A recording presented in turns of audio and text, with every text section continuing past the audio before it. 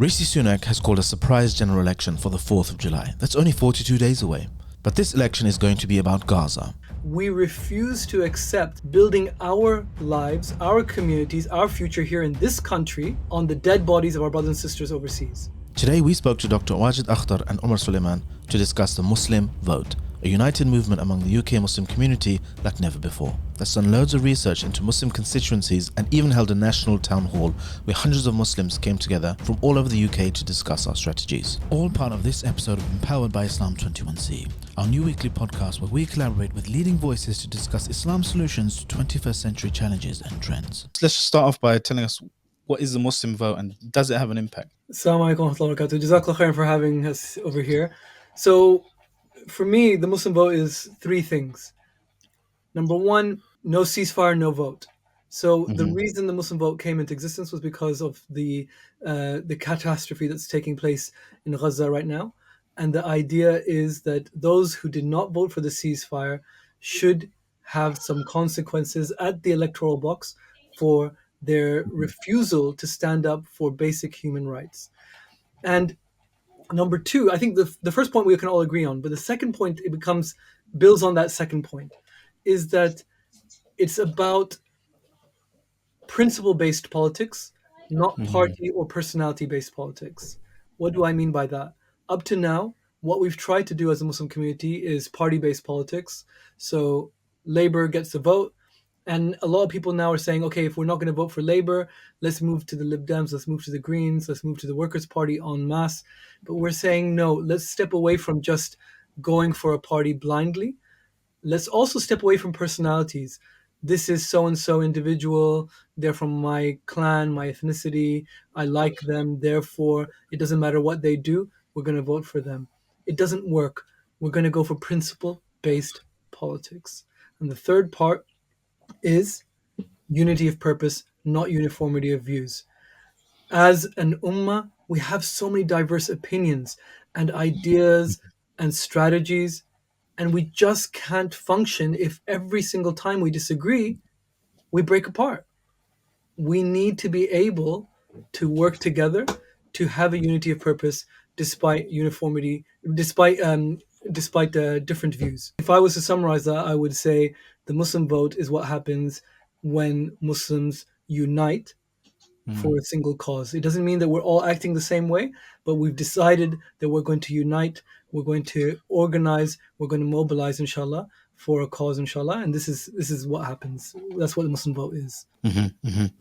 So let's unpack that a bit. Unfortunately, it's late. I've already probably forgotten the first 2 points. Let me recall when you said don't be wedded to a political party. It just reminded me of one of the brothers, I think from up north. He said at the Muslim vote event, he said it used to be that you put a donkey in with a Labour badge and he would win. So what happens there is, it's very. I don't criticize, previous communities and decisions to vote one way or another, because obviously the political climate was very different. You could argue that in some areas in the UK, it was, there was no other choice but Labour, in maybe in the 60s, 70s, 80s or something, when it comes to racism and and so forth. So, but now, it's over the last few years, this thing called Muslim Manifesto, or these kind of activities or kind of campaigns arose, basically making about policies now. So look, here are our demands, so to speak. How many do you agree to? How many do you agree to? And then people don't take your vote for granted. So what's been happening as a result of whatever historical issues, the Labour Party has been taking Muslim votes for granted. So it's quite it's quite refreshing to see the Muslim community kind of stand up and refuse to be taken granted of. I was going to say also, if I may, sorry, just to interject there. I think if we look at the kind of political journey or the political experience of Muslims in the UK, often, the first earlier generations coming, what they required from their politics was quite different to, I guess, in the last 20 years, 10 years now. And this journey has been around being more politically engaged. I think Muslims as a whole started to become more politically engaged. They become more involved in understanding the machinations of politics, right? And so we started to learn how to engage, what we needed from it. So the Muslim Manifesto, what that meant for us. With this, we've seen an aggressive approach and an attack, I guess, that you'll find in a liberal democracy. And so Muslims had to become more engaged with the political system. But what we're seeing here, and I think this is the backdrop to the Muslim vote, was a singular cause that has unified the Muslim community in a way that actually goes above and beyond mere politics. It's that unity of cause. And as Dr. Wadi said so eloquently, like you don't need to agree on everything, but you're unified in the cause, which kind of puts everything else in its box, which Mhm. goes above and beyond party politics, so to speak. Yeah, yeah. So let's unpack that a bit. So, okay, what would be your answer? Surely you've gotten this kind of contention from some people in the community that, you know what, why should we, making this election just about one issue? What about, broader things, all different policies, manifestos, the next 5 years? Why should we just be doing? I disagree with this point, obviously, but just for argument's sake, why should we make this just about Gaza? This election shouldn't just be about Gaza, but it is the number one issue. Not just for us, it's the number one issue that's played up in the media. It's the number one issue that we're being judged on because no one's really looking to see what's the reaction of the Muslims to cost of living crisis or the NHS. No one's measuring that, but they are measuring what is the reaction of the Muslims when it comes to Gaza, and that is the primary mobilizing factor. So it's the first issue, it's not the only issue. And a key point here is that this issue is the make or break issue. We refuse to accept building our lives, our communities, our future here in this country on the dead bodies of our brothers and sisters overseas. We refuse to accept that that's an acceptable trade-off where we say, well, they're going to give us a bigger mosque, or they're going to, they're going to eat 20 samosas at our Eid dinner, and therefore we're going to be happy for them to let things slide, whether it's Gaza or Sudan or wherever it may be. We refuse to accept that. It's not the only issue, but it is the number one issue. Yeah. Me personally, I think this election is an extremely good opportunity for a few reasons for Muslims to show their power. Because if we were actually up against a key, a big kind of turning point election, maybe like with Jeremy Corbyn style Labour Party, right? That was actually representing a big difference between the choice on offer. And obviously, when you look at the granular detail, the Labour, even Keir Starmer's Labour Party is different to the Tory party as it is currently, but it's very, very similar in lots of key areas.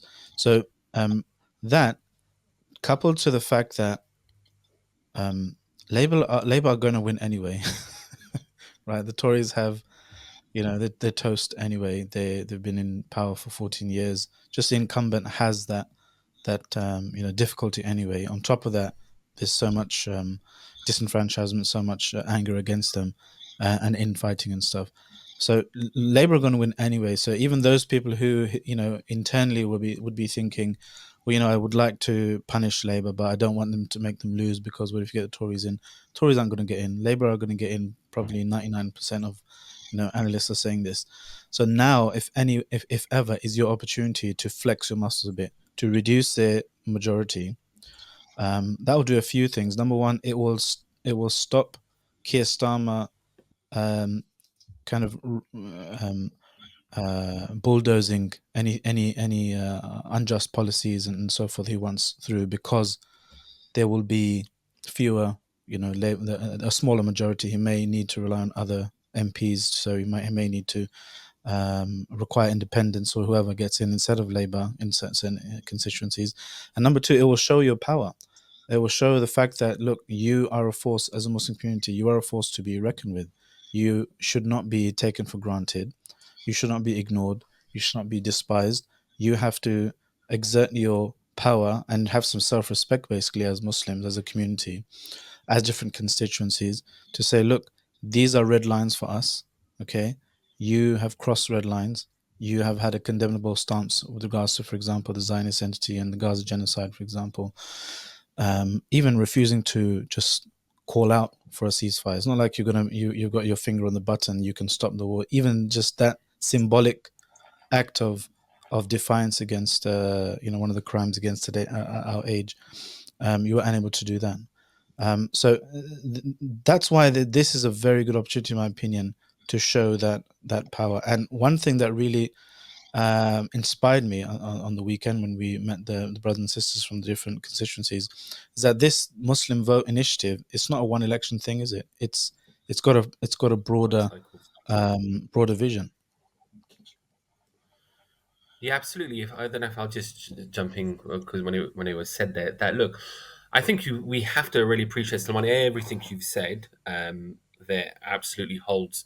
And just one thing to bear in mind is when it comes to political engagement, the Muslim community is still very nascent. It's very young in its journey versus, I guess, those really mature political movements. And I think that it wouldn't be unfair to say that the Muslim vote is a movement, right? Because it will grow and change, inshallah. And this is the current election is the catalyst, really. And what we've seen that Muslims primarily have said enough is enough. We shouldn't be taken for granted. And I guess it's borne out a little bit of frustration and desperation from what we're seeing and what we've seen. The completely one sided annihilation of our brothers and sisters in Gaza. And people felt, what can we do? And so people are working on many different levels. But for the average person that can't speak out or impact them economically or in any other way, they have a vote that counts. And it's the reflection of their iman that they want to use that. It's the least that they can do, that they want to try and quell the harm that's happening. But back to the original point, it's not this vote and that's it. We're very young in the journey. We need to learn where we are in terms of political science, understanding campaigning, understanding what are the different levers in the corridors of power that need to be pulled, what works, and that is going to take at least 5 cycles, really, inshallah. We've said at least 5 that actually begin to mature, and we maybe. So that's a 25-year plan. Of course, You why know, should it be anything mashallah. less than that? Yeah. As I say, I was speaking to a brother, and he was saying to me, I "Oh, think historically, sorry to cut you off. Historically, that's probably the longest planning anyone's ever done in our community. no, alhamdulillah. Look, man, it's like taking a Sunday public football and team and trying to get them to win the Premier League. It took Liverpool over 20 years. So, you know what I mean, as a good example. So we as Muslims, if we want to be in places of authority and direct the conversation, it's going to take a long journey. So we need to start building on it. This is the first part. And why my point I wanted to make was this, that it may not be perfect, and everyone needs to understand that this time round. It's more of an art than a science, even though a lot of science is involved in it. And in front of our faces, we can see that the Conservatives, with all of their political experience and all of their talent and experience, they still got it wrong on big decisions, like Brexit, for example.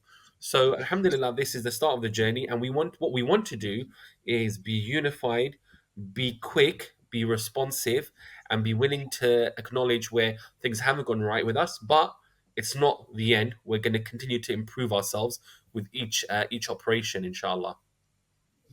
Yeah, mashallah. So, what are some of the kind of obstacles that you see to achieving this vision of Muslims' kind of political future in the UK, political power, political literacy, and effectiveness? So surely, I'm just thinking off the top of my head, one of them must be maybe a sense of apathy. What's the point? They're all as bad as each other. What power do we have? Woe is us. That kind of thinking. There's no point in voting. Have you seen that in the community? In terms of apathy, it's there, but you can. To be honest, I don't blame the community for apathy, because you're telling people to get excited about something which they haven't seen before, right? So don't blame people for not being inspired by something which has been uninspirational so far. But if we give them something to be inspired by, I think they will get behind it. People are marching in the streets every week. People are boycotting like an amazing number of items. People are donating. People are doing what it takes because they believe in this cause. And the only reason they might not get involved in this is because they feel that this might not be worth their time or might not be worthwhile. If we can show that this is worth their time, I think that's going to make a huge difference, inshallah. I just want to come back on one point that Omar made about where we are on the political journey. Brothers and sisters, it's very simple. This is about the means, not the end. If we don't reduce the majority at all, we don't win a single seat, if we don't make a single dent in the political spectrum, the result is not up to us. That's up to Allah subhanahu wa ta'ala. But the process, the journey, that's up to us. And this is what we need to concentrate on. It's not about just saying, let's find a candidate and then just pump a huge amount of money into them through businessmen and then just, somehow win. That's how we've always been doing this political game. Backroom deals or somehow just trying to get the win. When actually, if we build the infrastructure, if we say, let's unify, let's come together in constituencies. Let's get the diversity, the young, the old, the Somalis, the Arabs, the Pakistanis, the businessmen, the students.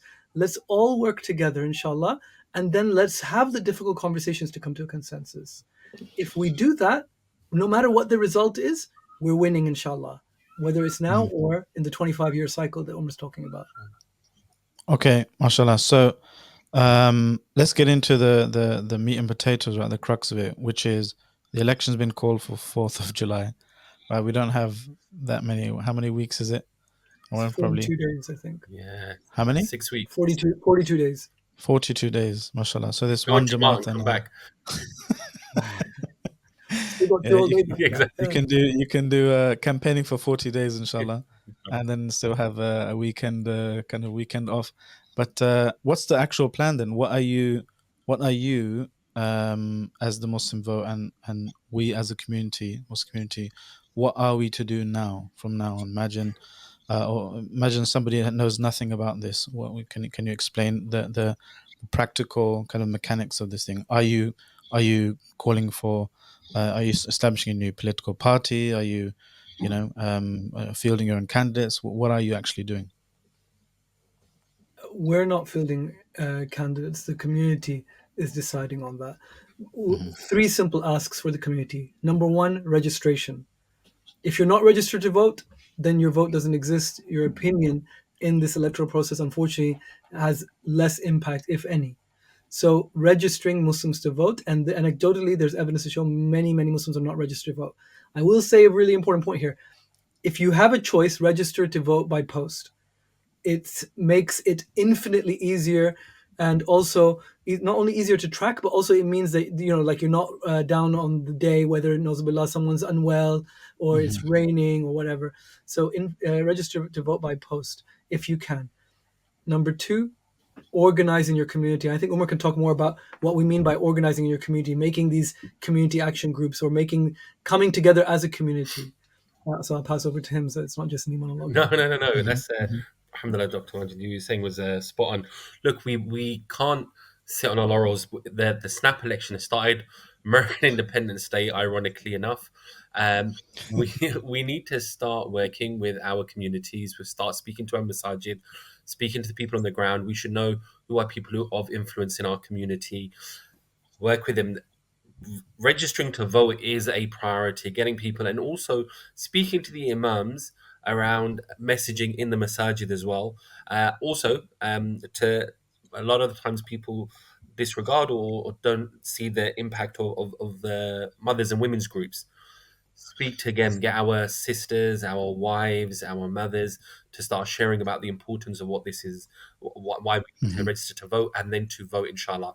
There's going to be more information coming out, but you need to prime yourself to get ready for it. We've got the date set now. Let's start lining up our people, our rows for prayer rather than anything else. Start lining up our rows, inshallah. Get all lined up, inshallah. And that's it. It's going to take some hard work. And I say this anyone that's listening from the various communities, brothers and sisters, it's 42 days. Okay, there's only a number of weekends in between. This is the time to start getting energized. If you've been not so energetic in the last 6 months or 7 months, this is the time, brothers and sisters. This may be the only opportunity we have to do something. And I don't say that lightly. I really don't say that lightly, because people think, well, one vote, what does it mean? No. If everyone thought that, where would we be? So every day counts, every hour counts, every minute counts, every person counts. We should start working in our community, engaging with people, getting them round, and you'll start to see the snowball effect, inshallah. So it starts from today, really. Anyone who hears this, the snap elections being called, guys, we need to start mobilizing ourselves now, inshallah. And those are the 3 points: registration, organization, mobilization. And the registration is, it's the entryway. Organization in your community, come together as a community, the diversity of the community. It cannot just be a brothers group or Asian group or elderly person's group. Come together, have those discussions. What's our strategy? What's our agreement? What's our united vision? And then finally, let's mobilize. Let's get everyone, inshallah, involved. Okay, so you're saying it's the community's decision, but the Muslim vote, as the collaboration of many different Muslim organizations and individuals. What is the Muslim vote's guidance when it comes to who to vote for? So you have a section on the website who to vote for, and can you just explain that a bit? I'm glad you asked that, because this is going to be where the controversy comes. Well, one of the places. Our guidance is, in general, to avoid voting for anyone from the Conservative or Labour Party. And now, there are some exceptions for those who voted for the ceasefire and have a good track record with regards to issues related to the Muslim community or supporting the Muslim community, and have the support of their local community. So there will be few and far between exceptions. And people will disagree with this, because a lot of our community will say, don't vote for Labour at all. There's no room for them. And I can understand where they're coming from, because they feel that a vote for any Labour candidate might be a vote for in support of the Labour leadership. They also might feel that it will lessen the impact of trying to bring their numbers down, or to potentially bring it to a hung parliament, even though that seems statistically unlikely. And they feel like we need to send a message to Labour. But on the other side of the coin, there is also the idea that those who did the right thing, who voted for the ceasefire, we need to positively reinforce what they did. Yeah. What we don't want is people, when it comes to Muslim community issues, turning around and saying, there's no point supporting the Muslim community, because if I'm part of a larger political party and they're angry at the party, I might as well just, throw my vote away, because they're not going to support me. I'm damned if I do, I'm damned if I don't. So it's a very difficult balance. But what we're saying is, where possible, absolutely no votes for Labour or Conservative, very, very few exceptions, in a few, a handful of seats. And instead, we're going to go with the local community. The local community comes together. And this is where the means is more important than the end. If we, as the Muslim vote, with our data and our, professional hats on, sit down and say, we think you should be voting for the Lib Dem, and the community turn around and say, we're going to vote for the Green candidate, at the end of the day, it's the community's decision. It's their vote. It's their, it's their decision. They know their situation better. Even if we came from outside and tried to tell them, no way, you must do X, Y, and Z, they're not going to listen to us.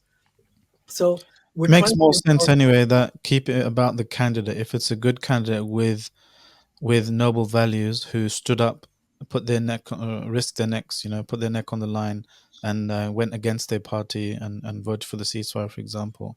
I think making it that the Gaza ceasefire vote trumps everything else is an easy kind of an easy barometer to use.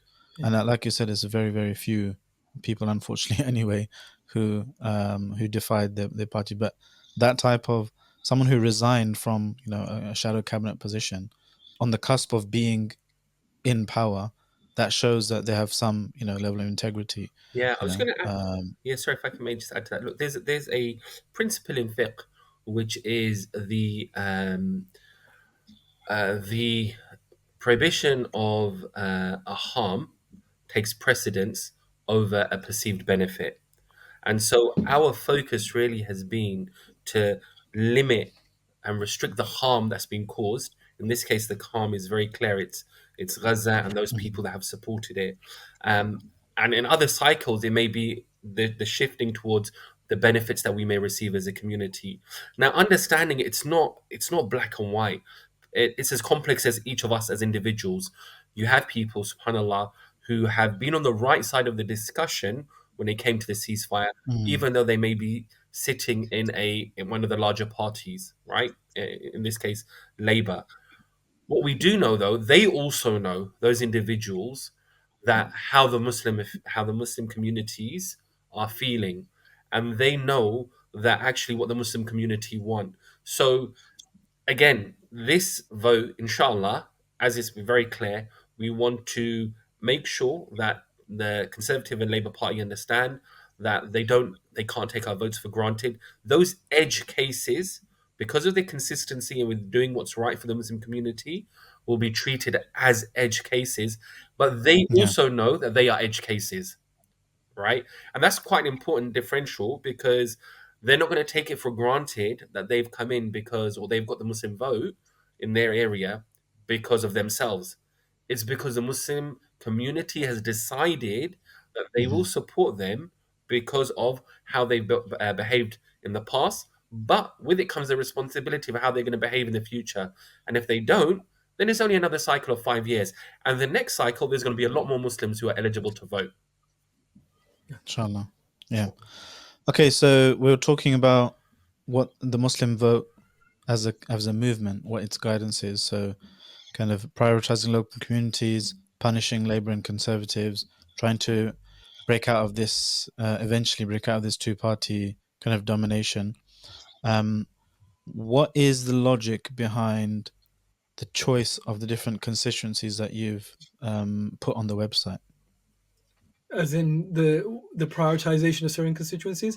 It's Yeah. based on data, and the data analysis that these constituencies have either a large Muslim population or a population that Hmm. can make a difference between swinging that seat.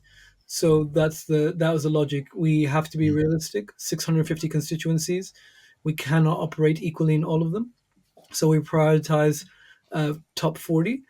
But as these things always go, you'll sometimes find a surprise in a seat that you did absolutely nothing, no work in, and the seat that you put all your tons of effort into might not go the way. Like it Yeah. comes back to that point. It's about putting in our work. Allah subhanahu wa ta'ala will deal with the results, inshallah. Yeah. So, what does success look like then? Imagine if that the best case scenario materially we get, because lots of people might be shocked to hear the relative potential impact the Muslim vote actually has. Right? Can you tell us a bit about that in terms of what percentage are Muslims in the UK, and how are we concentrated to kind of punch above our weight potentially? I think Umar probably a better answer Yeah. on this with the percentage and Yeah. stuff. Please go ahead. Okay, look, so I just want to say this very clear. I just want to, if you don't mind me correcting you, someone, we aren't punching above our weight, right? Because the Muslim community, right, for sure, Some of us weigh a lot. it definitely has the ability to make a difference, and it is doing so. It also has the youngest demographic of people who are going to become of voting age in the subsequent years. I can Mm, tell you through conversations I've had directly with people who are within the political system on the inside that they are very worried about the Muslim vote. And I don't say that lightly. They know the power and the impact that Muslims have in the UK. And so we have to be very, very clear. Everyone that's listening to this and those who aren't, please take the message to them that the Muslim community cannot be taken for granted. All of us are, inshallah, going to be working together in a unified way on this, and we are going to make a difference. What that difference is, it may not always be apparent on the face of it or visibly. It's like this. I tell you something. When you listen to some of the great boxers, and even though the boxer that won, he seems as if he had it in his stride. But and you listen to the interviews afterwards, and they go, "We were shaken in round X when the other boxer hit me," and he goes, "I was shocked, and then I had to go back to my corner and then come out again." If even in this cycle, we know Labour's going to come in, right? As you've said, that's what the indication is. But I can tell you that internally they are very, very worried. Why? Because this, inshallah, is going to be an upward trajectory. This is just the beginning of Muslims becoming more mobilized. And it's one of the ways in which the Muslims who are in this country are becoming more activated. And I say the word activated, not just active, because whether it's from the political system, whether it's from an economic perspective, whether it's through healthcare, whether it's through education, whether you see it from the students at universities and encampments, Muslims are actually not staying in the background. They want to do what's best for their community as well as this country. And with that comes a sense of responsibility, alhamdulillah. So I just want to say that, look, we as a community, roughly the percentages, whether it's 5% or 8%, it's enough to actually make a seismic difference to this country, inshallah. And the things that we're calling for are actually genuinely universal values. And this is why the Muslims may be at the front, and it's called the Muslim vote. But what we're calling to, there's a number of people from the UK of a non-Muslim background who firmly believe in it. They are utterly shocked and they hate what they're seeing that's being done in their name, and they're seeing the level of oppression that we're seeing through Gaza and what Israel's doing, and they don't want it. Mm. They don't want it to occur. I was gonna say that, lots of people might see, imagine a non-Muslim seeing this, what we're talking about, the Muslim vote, and these guys, they're talking about what percentage they have, and they're having kids, and they're going to be 18 soon, and they try and take over. Is this something to fear? Is the Muslim Never. burgeoning Muslim political power something to be afraid of if you're not Muslim? If anything, it's the opposite. Let me give you an example, because a lot of people, one of the criticisms about the Muslim vote is, why did you call yourself the Muslim vote? You immediately discount the possibility of working with non-Muslims. Actually, that's not true.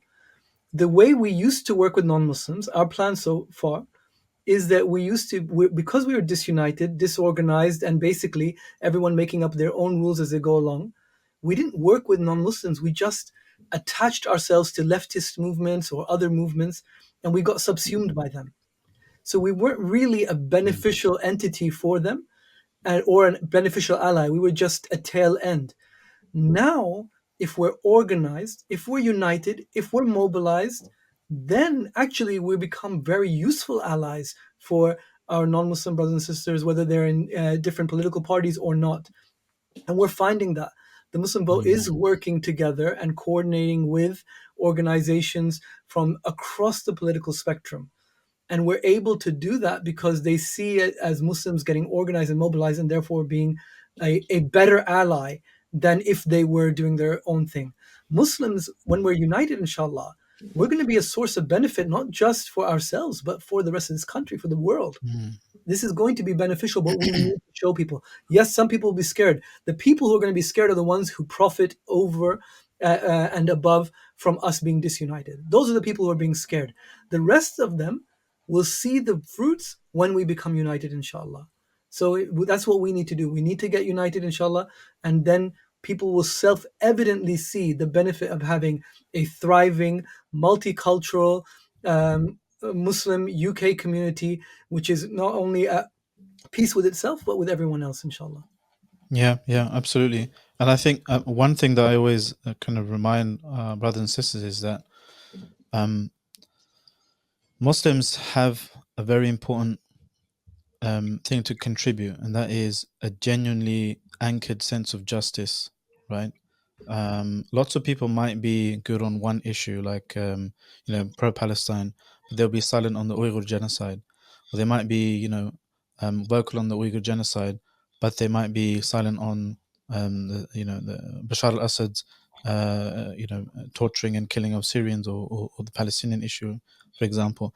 And that's because they're not necessarily animated by a genuine anchored sense of justice, like regardless of who the victim is, if there's injustice, you have to be against it and you have to call for justice. Rather, there's kind of political tactering and maneuvering and tactics, and tribalism, and what's in our national interests, and my enemy's enemy is my friend, these types of tactics. And this is ultimately harmful for the whole. It might give you some short-term wins for your country or for your tribe or whatever, but long term it's a recipe for disaster. And we're seeing the fruits of this in terms of just the scale, the sheer scale of industrialized killing and oppression, and destroying just the inhabitability of the earth, squandering of resources around the world. And this is because of a lack of anchoring and tetheredness to something solid. So Muslims are, there's no hidden kind of agenda. It's what you see is what you get. All of our books have been translated for centuries. Our Quran is there, our Sunnah is there, our community, we speak publicly about everything.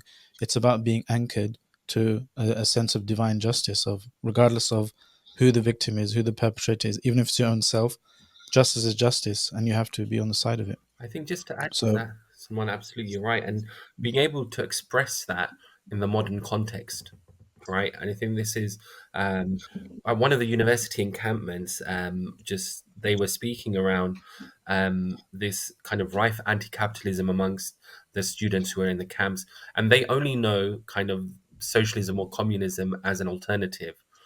I yeah. think actually when you look at the principles that you're talking about justice, so obviously my background's in Islamic finance, and I look at financial inequality, and we look at the ability to get out of poverty, and the mechanisms which are used, and actually most of society falls far short of having access to justice, financial justice, and they don't even realize it. If you look at health outcomes, I'm sure Dr. Waj can tell you about the communities who are most disadvantaged.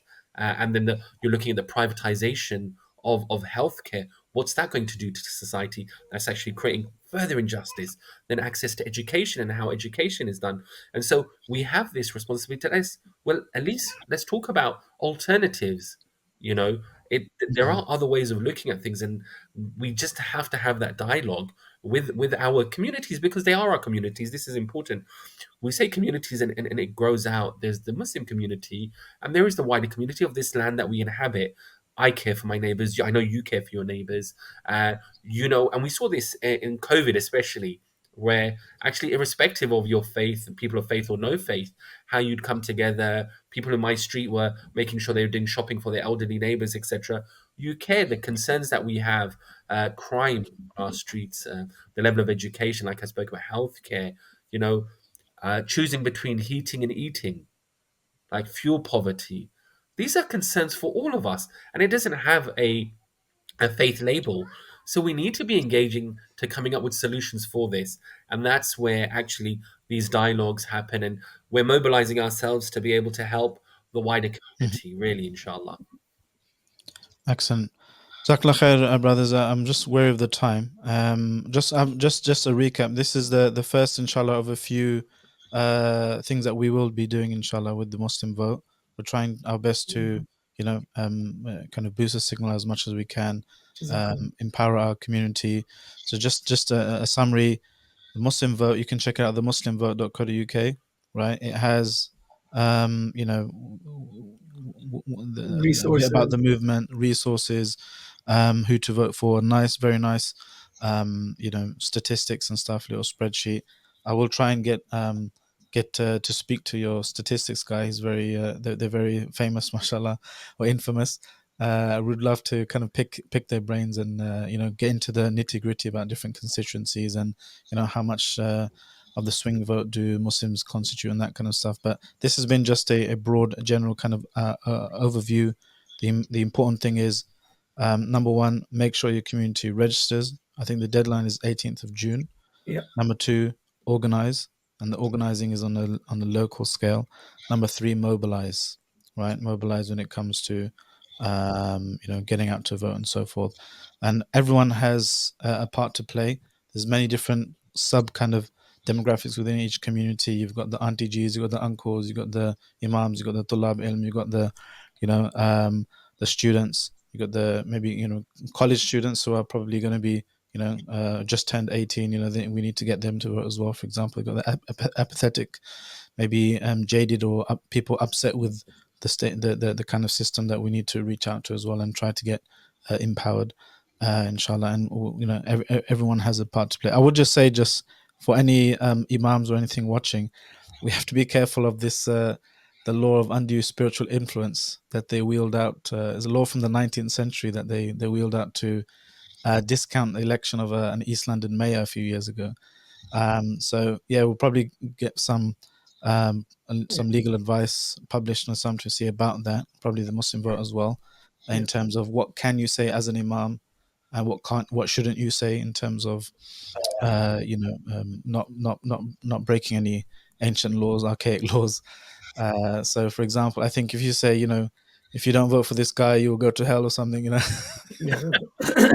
might be a bit too much or something. So you have to be wary. But I think generally the general right now, the general kind of immediate urgent thing is to get everyone to vote, to get everyone to organize and be kind of united. It doesn't have to be, you're all the same, but a unity of purpose, right? And that purpose is showing your strength as a Muslim community, inshallah, increasing your exactly, brothers and sisters. If I could just say one thing, that unity is the key word, and that requires sacrifice.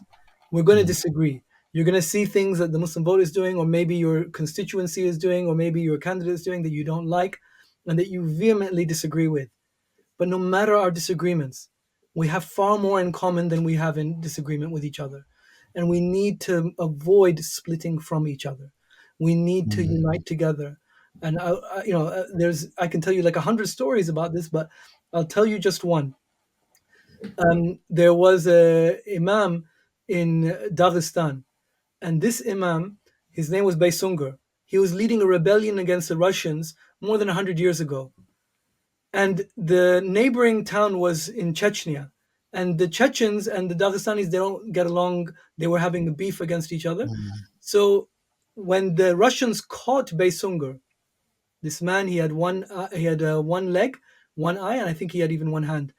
When they caught him, and they went to take him to Chechnya to hang him, because they wanted to create this enmity and to spread it so that it continued on for generations. So they took him to Chechnya to hang him, and as he was standing on the stool, they had a noose around his neck. They told the Chechens, kick the stool so that he will drop. The Chechens didn't move because they're Muslim at the end of the day. So they watched. They said, kick the stool, and they didn't move. Then the Russians took out their rifles and they pointed at the Chechen crowds and they said, kick the stool or we're going to shoot you. They still didn't move. And Baysungur himself raised his one hand and he told, brothers, don't move. And he kicked his own stool. He kicked his own stool. Why did he do that? Because he was willing to sacrifice himself to keep the Ummah united, to keep the Chechens and the Dagestanis united.